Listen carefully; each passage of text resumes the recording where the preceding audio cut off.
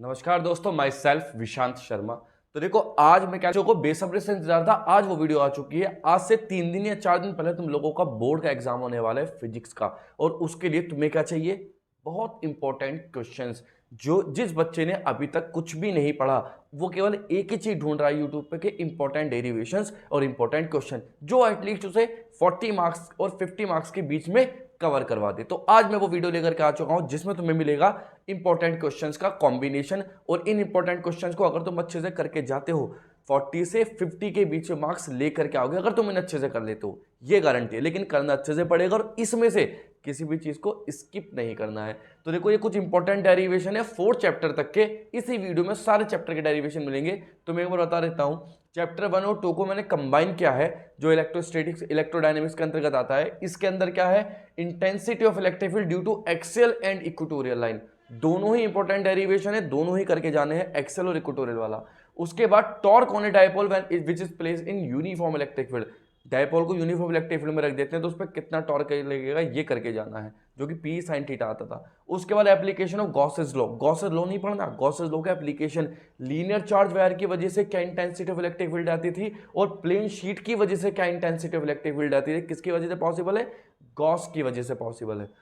Charge spherical shell की electric field निकालना आना चाहिए अंदर और बाहर दोनों तरफ, चाहे वो होल हो चाहे वो सॉलिड हो। तुम्हें पता है दोनों के लिए सेम फॉर्मूला और सेम टू सेम मेथड होता है डेरिवेशन करने का। उसके बाद work done to rotate dipole in uniform electric field. किसी डायपोल को यूनिफॉर्म इलेक्ट्रिक फील्ड में रोटेट करने के लिए कितना वर्क डन करना पड़ता है, ये भी बहुत इंपॉर्टेंट है, चूंकि सेकंड चैप्टर का है उसके लिए।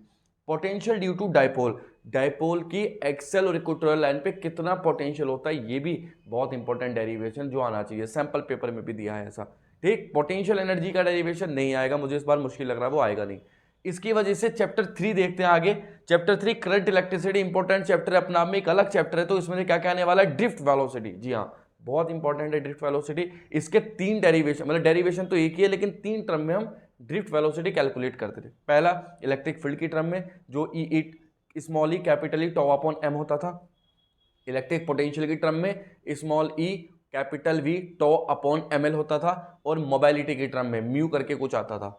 उसके बाद हमें केवीएल केसीएल और कॉम्बिनेशन ऑफ सेल का डेरिवेशन देखना है। केवीएल और केसीएल किस प्रिंसिपल पे वर्क करते हैं, ये भी देखना है।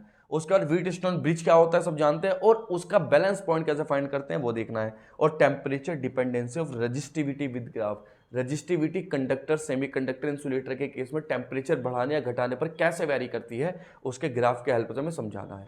ये तो बात थी किसकी? चैप्टर 3 तक की। चैप्टर 4 और 5 में से देखते हैं application of Biot Savart law. Biot Savart law का एप्लीकेशन, जैसे कि magnetic field at the centre of ring और magnetic field at the axis of ring. Charge ring है, उसके एक्सिस पे कितना मैग्नेटिक फील्ड होता है और उसके सेंटर पे कितना मैग्नेटिक फील्ड होता है, बायो-सेवर्ट लॉ की हेल्प से कैलकुलेट कर सकते हैं। उसके बाद एम्पियर सर्कुटल लॉ कैलकुलेट हमें करके जाना है। Ampere circuital law, Ampere circuital law भी इंपॉर्टेंट है, और इसका एप्लीकेशन होता है intensity of magnetic field due to infinite long straight wire, वो भी करके जाना है हमें। सोलेनोइड टॉरॉइड सिलेबस में नहीं है, इसलिए वो नहीं बताऊंगा मैं। इसके बाद क्या आता है? इसके बाद की अगर हम बात करें, थर्ड क्वेश्चन में magnetic dipole due to revolving electron. जब किसी न्यूक्लियर इलेक्ट्रॉन रिवॉल्व करता है तो कितना मैग्नेटिक डायपोल मूवमेंट क्रिएट होता है, ये डेरिवेशन भी करवाया हुआ है, ये देख लेना। उसके अलावा पैरामैग्नेटिक, डायमैग्नेटिक, फेरोमैग्नेटिक मटेरियल्स की प्रॉपर्टीज देखनी है बस, और कुछ नहीं। और उसके ससेप्टिबिलिटी और परमेबिलिटी कैसे कैसे वेरी करती है टेम्परेचर के साथ, ये देख लेना। और क्यूरीज लॉ कि टेम्परेचर बढ़ाने पर मैग्नेटिज्म पे क्या फर्क पड़ता है, घट जाता है तो कैसे घटता है, क्या ग्राफ है उसका, ये सब है, ये देख लेना। उसके बाद चैप्टर 6 और 7 की बात करें, ईएमआई और एसी है, तो उसमें motional EMF due to rod. जब रॉड मूव करती है तो कितना मोशनल ईएमएफ होता है, इसका derivation. Coefficient of self induction due to a solenoid. Solenoid मतलब इस तरह के सोलेनॉइड सब जानते हैं, उसकी वजह से कोफिशिएंट ऑफ सेल्फ इंडक्टेंस। ऐसे coefficient of mutual inductance due to 2 concentric rings और 2 कंसेंट्रिक सोलेनॉइड्स, ये बात याद रखो। और क्वेश्चन नंबर 4 की बात करें, when AC passes through pure resistor, ये अलग है, कैपेसिटर अलग, इंडक्टर अलग, तीनों की अलग अलग कंडीशंस में डेरिवेशन जो है वो कैलकुलेट करने हैं कि कैसे अल्टरनेटिंग वोल्टेज अल्टरनेटिंग करंट के साथ वेरी करते हैं, प्योर रजिस्टर के केस में, प्योर कैपेसिटर के केस में, प्योर इंडक्टर के केस में। अगला आता है हमारे पास एलसीआर सर्किट देख लेना है। एलआर और सीआर सर्किट नहीं है सिलेबस में।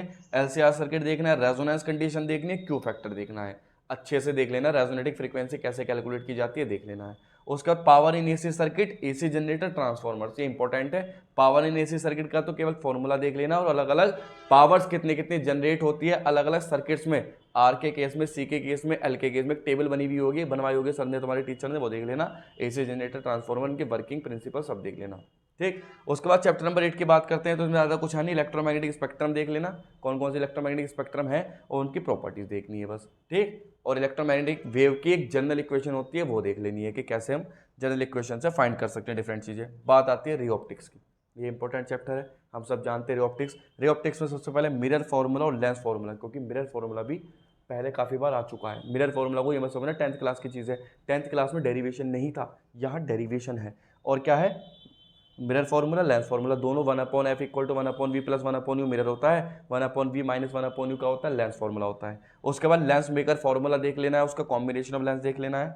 लेंस मेकर फार्मूला अलग है, कॉम्बिनेशन ऑफ लेंस का फार्मूला अलग है, दोनों कराए में देख लेना। उसके बाद कंपाउंड माइक्रोस्कोप देखना है, सिंपल को छोड़ देना। एस्ट्रोनॉमिकल टेलीस्कोप देखना है, कैसागेरियन को छोड़ देना। उसके बाद डिस्पर्शन थ्रू प्रिज्म, प्रिज्म का थ्रू डिस्पर्शन के लिए रिफ्रैक्टिव इंडेक्स कैलकुलेट किया जाता था प्रिज्म का, n equal to sine A plus del upon 2 upon sine A upon 2 ये आता था, तो ये देख लेना भाई अच्छे से, ठीक है। तो ये कुछ क्वेश्चंस है चैप्टर नंबर 9 तक के लिए। उसके बाद चैप्टर नंबर किसकी बात करते हैं, 10 की, मतलब वेव ऑप्टिक्स की, तो उसे देखते हैं भाई। ये ध्यान रखना, पॉज करके सारे क्वेश्चन हमने एक चैप्टर पे या अपने पेज पे किसी चीज़ पे उतार जरूर लेना, या फिर इस वीडियो को सेव कर लेना अपने उसमें, है ना। तो बात करते हैं चैप्टर नंबर 10 की, ये क्या है, वेव ऑप्टिक्स। और वेव ऑप्टिक्स में ज़्यादा है नहीं क्योंकि मैक्सिमम तो सिलेबस से निकल चुका है, तो हमें क्या पढ़ना है, सबसे पहली चीज़ क्या पढ़नी है, YDSC। YDSC का केवल फॉर्मूला ओनली, फॉर्मूले जो जो उसमें फॉर्मूले थे, कैसे कैसे फ्रिंजेस बनती है ये देखना है। दूसरी चीज़ डाइफ्रैक्शन देखना है, diffraction, fringes related, fringes related, central bright fringe, central maxima, इन सब के फॉर्मूले देख लेने डिफ्रैक्शन के केस में। उसके बाद थर्ड की अगर हम बात करें तो क्या कर देंगे, हाइगेन प्रिंसिपल्स, हाइगेन्स प्रिंसिपल, हाइगेन प्रिंसिपल देख लेना है भैया।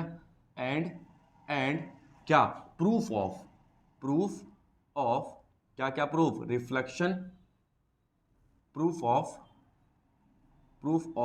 Law of reflection, law of reflection का प्रूफ देखना है, एंड लॉ ऑफ रिफ्रैक्शन, इसका प्रूफ देखना है भाई, है ना। तो वेव ऑप्टिक्स से तो इतना कर लेना, वेव फ्रंट देख लेना थोड़ा सा बस, बाकी मेन डेरिवेशन तो ये है किसमें से, वेव ऑप्टिक्स में से करना है। YDSC का फॉर्मूला केवल, और फ्रिंज विड्थ का formula, N a dark fringe, N a bright fringe, और पानी में डुबोने पे क्या होगा, दोनों के स्लिट के बीच की डिस्टेंस घटाने पे क्या होगा, कोहेरेंट सोर्स ऑफ लाइट क्या होते हैं, ये छोटी छोटी चीजें याद करनी है। डिफ्रैक्शन में हमें फ्रिंज से रिलेटेड फॉर्मूले याद करने हैं कि सेंट्रल मैक्सिमा का फॉर्मूला क्या होता है, इंटेंसिटी डिस्ट्रीब्यूशन कर्व कैसे ड्रॉ करते हैं, YDSC में भी, इंटरफेरेंस में भी और डिफ्रैक्शन में भी, और हाइगेन प्रिंसिपल से हम law of reflection, law of refraction को कैसे प्रूव कर सकते हैं with the help of wave front concept. तो ये सारे डेरिवेशंस हमें आने चाहिए अच्छे से, छोटे छोटे की पॉइंट जो होंगे वो मैंने बता दिए हैं, उन्हें भी नोट कर लेने वीडियो पॉज कर करके अच्छे से। चैप्टर 11 पे मूव करें अगर हम, तो हर्ट्ज ऑब्जर्वेशन देखनी है, हर्ट्ज ने जो एक्सपेरिमेंट किया था फोटो इलेक्ट्रिक इफेक्ट से रिलेटेड, उसका ऑब्जर्वेशन क्या क्या आई थी वो देखनी है। उसके बाद इंटेंसिटी, फ्रीक्वेंसी का वेरिएशन देखना है इंटेंसिटी के साथ, जब लाइट की इंटेंसिटी या रेडिएशन की इंटेंसिटी चेंज करेंगे तो फ्रीक्वेंसी पे क्या फर्क पड़ता है, ग्राफ की हेल्प से समझाना है। उसके बाद स्टॉपिंग पोटेंशियल का concept with the help of graph, और उसके बाद experimental study of photo electric effect, जैसे कि फोटो करंट क्या होती है, सैचुरेशन करंट क्या होती है, इस चार्ज, स्पेस चार्ज क्या होता है, इन सारी चीज़ों की नॉलेज हमें होनी चाहिए। उसके बाद चैप्टर 12 और 13 एटम और न्यूक्लियर में क्या क्या है, अल्फा स्कैटरिंग एक्सपेरिमेंट बहुत इंपॉर्टेंट है, इसे छोड़ ही नहीं सकते। उसके बाद बोहर पोस्टुलेट, ये सारे के सारे इंपॉर्टेंट है। उसके बाद हाइड्रोजन स्पेक्ट्रम और एनर्जी ऑफ हाइड्रोजन, जो -13.6 अपॉन n² आया करता था, वो देखना है। अब 13 के आइसोटोप्स, आइसोबार, आइसोटोन्स होता है, बाइंडिंग एनर्जी विद ग्राफ और मास डिफेक्ट देखना है, और न्यूक्लियर रिएक्शंस जो कि फिशन और फ्यूजन दोनों है, ये सारी के सारी विद द रिएक्शन देखनी है हमें, तब जाकर के हमारे सारे के सारे चैप्टर कंप्लीट होंगे, और इसमें तुम्हें काफ़ी सारा देखने को मिलेगा डेरिवेशन। मैं नहीं कहता पूरा चैप्टर आएगा, लेकिन ये कुछ इंपॉर्टेंट रिसर्च बेस्ड स्टडी है, रिसर्च बेस्ड क्वेश्चन जो प्रीवियस ईयर के पैटर्न को देख के मैंने बताए हैं। चैप्टर नंबर 14 में तुम्हें क्या देखना, हाफ वेव और फुल वेव रेक्टिफाइड जरूर देख करके जाना, एलईडी वैलिडी तो निकल चुके हैं सिलेबस से, और फॉरवर्ड बाइसिंग, रिवर्स बाइसिंग देख करके जाना चैप्टर 14 की। तो ये सब कर लोगे ढंग से अच्छे से बार बार रिवाइज करके, तो शायद तुम्हारे नंबर 30 और 40 के बीच में जरूर से जरूर आ जाएंगे, ऐसा मेरी वाले देखो मैं बिल्कुल अब डंके की चोट पे तो नहीं कह सकता क्योंकि कोई भी सही से प्रिडिक्ट नहीं कर सकता, लेकिन हाँ हम प्रीवियस जो पैटर्न चलता रहा उसके बेस पे कुछ क्वेश्चन सेलेक्ट करते हैं, सारे टीचर उसके बेस पे बता देते हैं, तो इनमें से भी काफ़ी चीज़ें आने के चांसेस है। ऐसा कोई दिक्कत नहीं कि कुछ नहीं आएगा, काफ़ी सारा आएगा, है ना। तो wish all the very best, पढ़ते रहे, स्टडी करते रहे।